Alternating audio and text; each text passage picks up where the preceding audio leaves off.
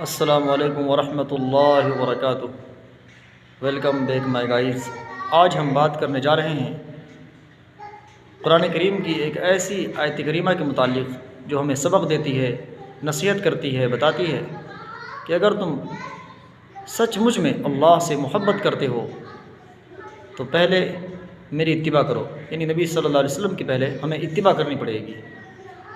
آپ کی لائی ہوئی شریعت کو دل سے لگانا پڑے گا، اس پر پوری زندگی گزارنی پڑے گی، کھپانی پڑے گی۔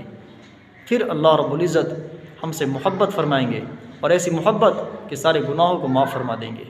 اور یہ بات خود اللہ تبارک و تعالیٰ نے قرآن پاک کے اندر سورہ آل عمران کے اندر ارشاد فرمایا، قل ان کنتم تحبون اللہ فاتبعونی یحببکم اللہ ویغفر لکم ذنوبکم واللہ غفور رحیم، کہ اگر ہم اللہ سے محبت کرتے ہیں تو پہلے اپنے نبی سے محبت کرنی پڑے گی، آپ کی لائی ہوئی شریعت سے محبت کرنی پڑے گی، اس کے مطابق پوری زندگی گزارنی پڑے گی۔